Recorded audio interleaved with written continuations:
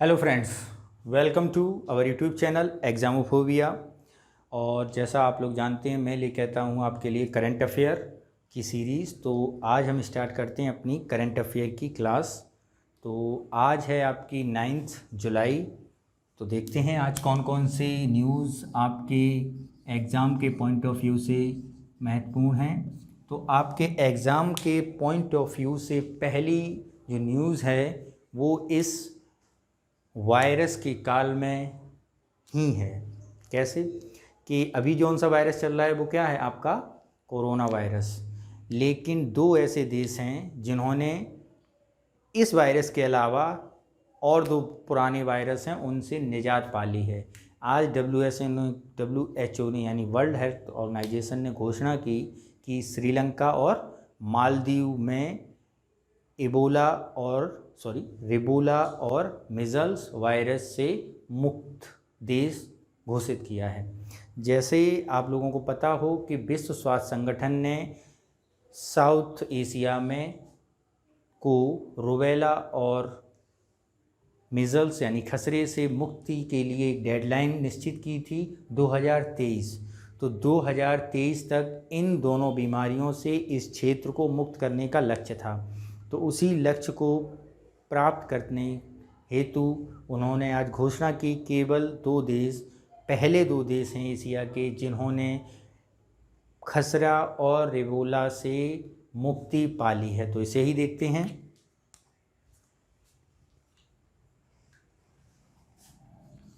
WHO द्वारा दक्षिण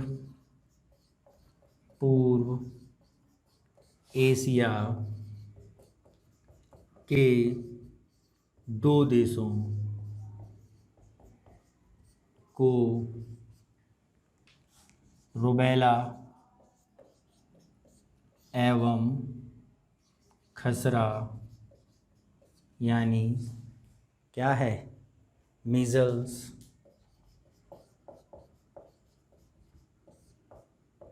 से मुक्त होने की घोषणा की। देखो, ये तो आपकी जनरल न्यूज़ हो गई। अब आपके एग्ज़ाम के पॉइंट ऑफ व्यू से क्या क्या पूछा जा सकता है वो देखो। जैसा कि आपको पता है, WHO ने साउथ ईस्ट एशिया को 2023 तक दोनों बीमारियों से मुक्त करने का लक्ष्य रखा था। क्या रखा था? लक्ष्य रखा था। ठीक है। तो ये क्या हुआ आपका WHO का साउथ ईस्ट एशिया में 2023 तक दोनों बीमारियों से मुक्त करने का लक्ष्य था। ठीक है। तो इसमें 2017 में 2017 में पांच देशों ने, अब वो कौन कौन से 5 देश हैं? वो 5 देश हैं आपके भूटान, उत्तर कोरिया, तिमोर लास्ते और आपका मालदीव। और इसके अलावा 5 देशों में कौन कौन से हैं? भूटान, तिमोर लास्ते, उत्तर कोरिया और मालदीव। ये वो 5 देशों में से 4 देशों ने, ऐसा यहाँ पे लिखो 4 देशों ने क्या कर दिया है? खसरा से मुक्त हो गए थे। कौन कौन से? भूटान, मालदीव, तिमोर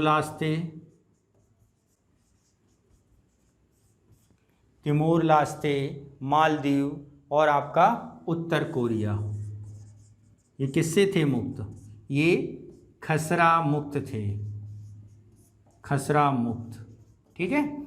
और अगर हम यहाँ पे आज देखें 2020 में 2 देश, कौन से 2 देश? आपके 2 देश कौन से हैं? श्रीलंका एवं आपके श्रीलंका तथा मालदीव। किस किस से? खसरे एवं रूबेला से मुक्त। ठीक है। तो जरा इसकी ये डेडलाइन मैं बता दूं कि 2023 का लक्ष्य रखा था WHO ने, और WHO ने खासकर 11 ऐसे देश की लिस्ट जारी की थी जहां पर इन दोनों बीमारियों का काफ़ी फैलाव है। वो 11 देश कौन से थे? वो 11 देश थे आपके भूटान, बांग्लादेश, आपका थाईलैंड, आपका मालदीव, आपका श्रीलंका, तिमोर लास्ते, नॉर्थ कोरिया। ठीक है, ये सारे देश थे साउथ ईस्ट एशिया के। तो अब उनमें से 2017 में खसरे से मुक्त 4 देश हो ही गए थे, लेकिन रूबेला वायरस अभी इन चारों देशों में से 2 देशों में बचा हुआ है। लेकिन 2020 में WHO ने घोषणा की कि खसरा और रूबेला से कौन 2 देश मुक्त हैं? लंका और मालदीव। ठीक है, यहाँ पर अगर आपको पता हो तो WHO का हेडक्वार्टर कहाँ पर है? जिनेवा में स्थित है, स्विट्जरलैंड में। ठीक, तो ये आपकी आज की पहली न्यूज़ है। इसके बाद हम लोग चलते हैं अपने दूसरी न्यूज़ पर।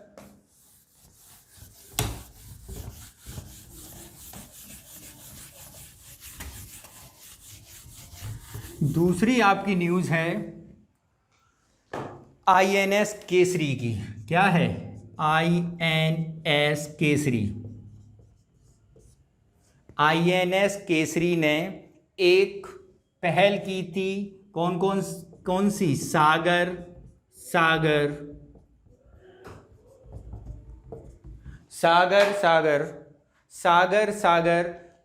इस योजना के तहत, मिशन के तहत 49 दिनों की यात्रा के बाद 14,000 किलोमीटर की दूरी तय करने के बाद दक्षिण पूर्व क्या कहते हैं आपका हिंद महासागर के या भारत के पड़ोसी देशों में कोविड-19 के काल में सहायता पहुंचाई है। ठीक है, यानी आप ये समझें कि जैसे प्रधानमंत्री मोदी ने सुरक्षा और क्षेत्रों के लिए विकास, एक उनका मिशन चल रहा था, अपनी सुरक्षा, सिक्योरिटी एवं प्रोग्रेस टू एवरी एरिया। ये एरिया का मतलब है यहाँ पे है भारत के पड़ोसी देशों में। तो पड़ोसी देशों में कोविड-19 के अंतर्गत मेडिकल सहायता, सैनिटाइज़र, मास्क, आपके अन्य मेडिकल एसेसरीज़ जैसे आपकी टैबलेट हैं, क्लोरोक्विनिन, तो ये सारी टैबलेट्स वगैरह लेके एक प्रत्येक सामुद्रिक देश जो हिंद महासागर के आसपास स्थित है, भारत की सीमा भारत के आसपास स्थित है, भारत का पड़ोसी राज्य है, तो वहाँ पर पहुँचाने के लिए भारतीय नौसेना के कौन से INS केसरी ने एक अभियान चलाया। कौन सा? सागर। तो उस सागर अभियान को आज दिन हो गए हैं 49 डेज, और इन 49 दिनों में उसने 14,000 किलोमीटर की यात्रा तय की, और इन 49 दिनों में उसने अपने मिशन को कंप्लीट किया। ठीक, जैसे अगर हम यहाँ बात करें 28 जून 2020, कितना सही? 28 जून 2020 को क्या हुआ? सफलतापूर्वक पूरा किया। और ये मिशन शुरू कब किया था? मिशन शुरू हुआ था आपका, मिशन प्रारंभ हुआ था 10 मई 2020 को। ठीक है, तो ये आपका क्या हुआ? कंप्लीट होता है। और यहाँ पर आपसे क्वेश्चन पूछा जाता है, मिशन INS केसरी किस मिशन के अंतर्गत गया था? तो वो मिशन है सागर, जिसमें किसके लिए? सुरक्षा एवं सभी क्षेत्रों का विकास कार्यक्रम के अंतर्गत। ठीक है, कोई कंफ्यूजन नहीं होना चाहिए आप लोगों को। ठीक, क्योंकि इसका मेन पर्पस ये था कि कोविड-19 के काल में प्रत्येक देश में मेडिकल इमरजेंसी ना होने पाए और उनको पर्याप्त रूप से उनकी आवश्यकता के अनुसार मेडिकल इक्विपमेंट पहुंचाए जाएं, उन्हें प्रोवाइड कराया जाए। ओके, तो ये आपका क्या हुआ? कंप्लीट हुआ है। अगर हम इसमें बात करें तो 49 दिनों में उसने 7,500 नॉटिकल माइल्स, यानी जो आपकी समुद्री दूरी, समुद्र में दूरी नापने की इकाई होती है, अगर मैं लिख देता हूँ। अच्छा, इन 49 दिनों में केसरी ने क्या किया? 49 दिनों में केसरी ने 7500 नॉटिकल माइल्स या 14,000 किलोमीटर की दूरी तय की। ये नॉटिकल माइल्स है, ये सामुद्रिक दूरी, समुद्र में दूरी नापने की एक यूनिट है, इकाई है। ठीक है, इसके बाद हम लोग चलते हैं अपने अगले न्यूज़ पर। तो हमारा अगला न्यूज़ है आईएनएस से ही संबंधित, लेकिन इस बार आईएनएस दूसरा है, मिशन दूसरा है, उसको देखते हैं। ये था आपका पड़ोसी देशों की सहायता के लिए भारतीय नौसेना का, ठीक है। आईएनएस केसरी का मिशन क्या था? पड़ोसी देशों के लिए कोविड काल में सहायता प्रोवाइड कराने के लिए। अब अपने देश के नागरिकों के लिए क्या मिशन चलाया था भारतीय नौसेना ने? वो चलाया था ऑपरेशन समुद्र सेतु। इसके बारे में देखो, जैसा आपको पता है कोविड 19 के कारण जैसे आपके देश में लॉकडाउन हुआ, तो आपके देश के नागरिक जो दूसरे राज्यों में काम करते थे अपने होम टाउन गए, अपने अपने राज्यों में पहुंचे। तो उनके लिए राज्य स्तर पर हर प्रत्येक राज्य ने अपने अपने हिसाब से अपने अपने लोगों को बुलाने के लिए मिशन चलाया, ठीक है।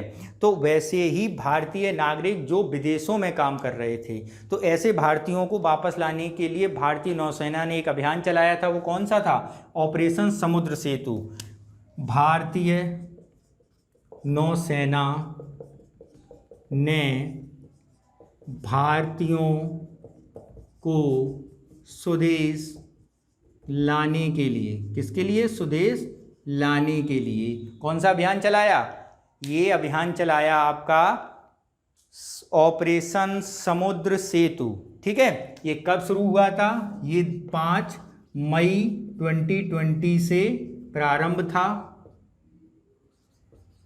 ठीक। इसके अलावा ये जो अभियान चला है ये आपका 55 दिन तक चला है, ठीक है। और अगर हम इसमें बात करें तो कौन कौन से आपके शिप्स थे? आईएनएस आपका ऐरावत था, आईएनएस शार्दुल था और आईएनएस मगर था, ठीक है। अगर हम देखें इसमें कौन कौन से शिप थे? आईएनएस शार्दुल, आपका आईएनएस ऐरावत और आपका आईएनएस मगर,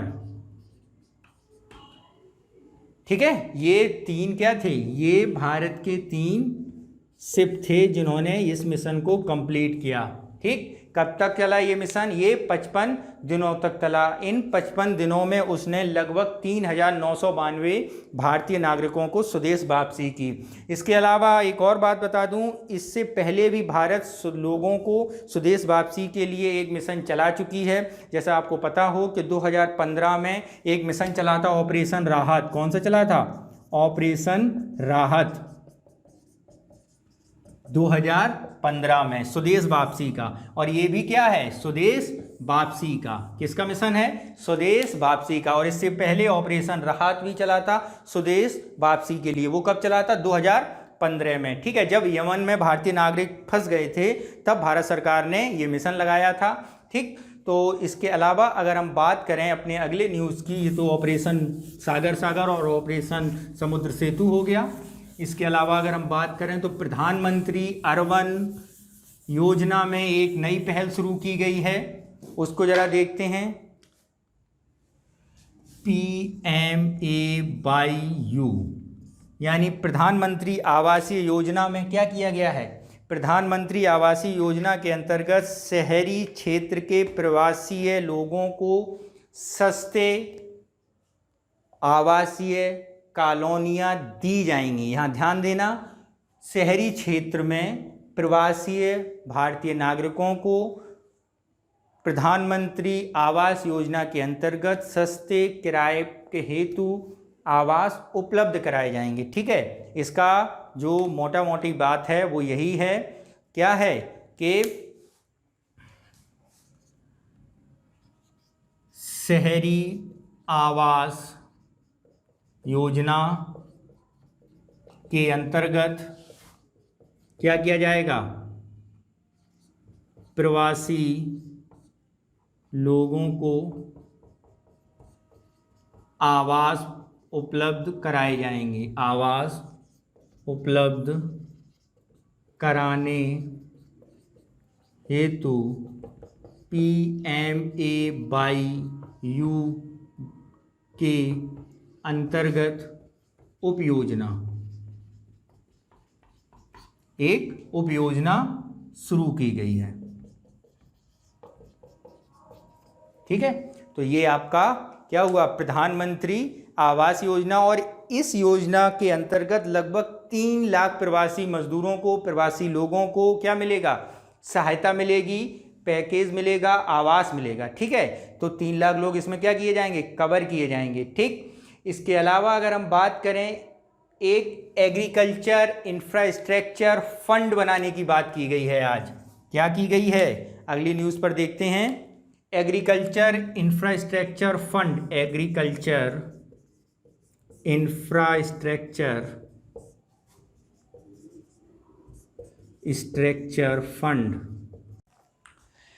अगली न्यूज़ हम लोग देखते हैं। जो हमारी अगली न्यूज़ है वो हमारे किसानों को मजबूत करने और हमारे ग्रामीण भारत को आत्मनिर्भर बनाने से संबंधित है।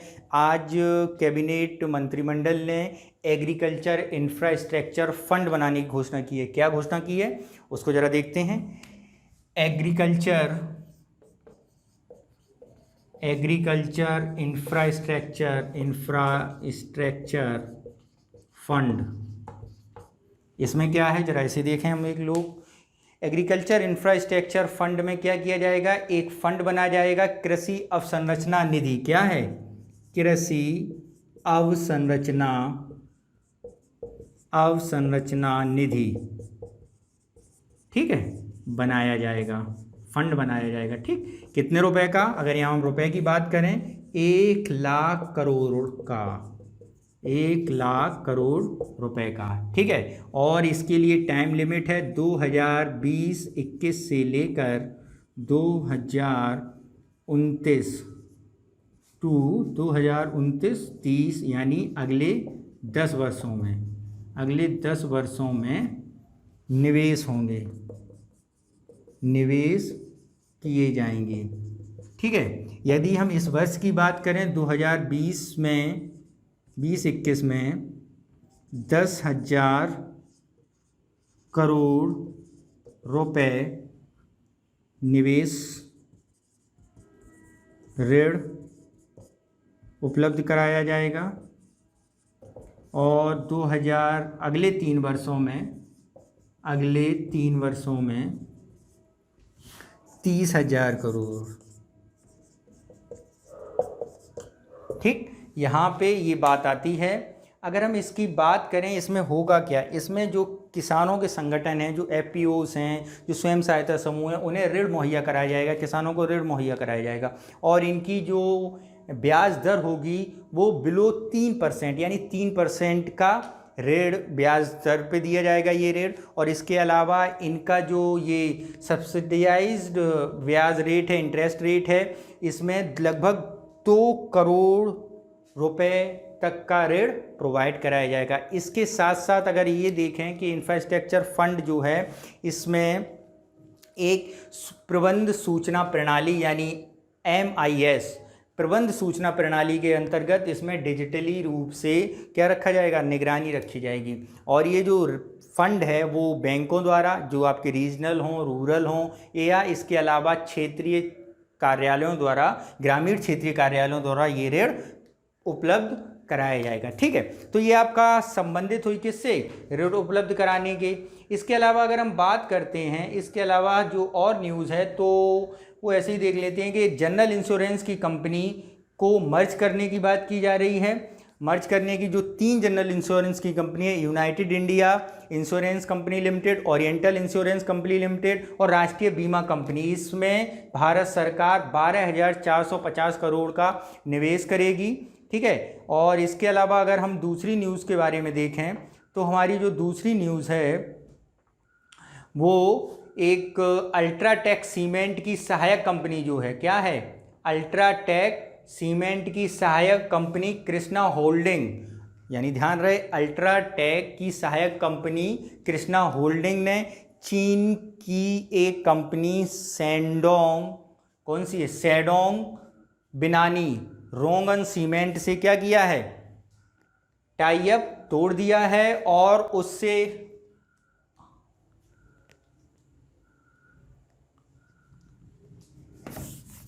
ज़रा देखते हैं ये कौन सी इंफ्रास्ट्रक्चर मैंने बताया अभी, उसको ज़रा देख लेते हैं। अल्ट्राटेक सीमेंट क्या है, अल्ट्राटेक सीमेंट की सहायक कंपनी कौन सी है आपकी सहायक कंपनी अल्ट्राटेक सीमेंट की? सहायक कंपनी है कृष्णा होल्डिंग। क्या है? कृष्णा होल्डिंग। इसने क्या किया है जरा इस पे ध्यान दें। कृष्णा होल्डिंग ने अपनी हिस्सेदारी ने चीन के शिडोंग बिनानी रोगन सीमेंट से, कौन सी चीन की कंपनी कौन सी है? चीनी कंपनी शिडोंग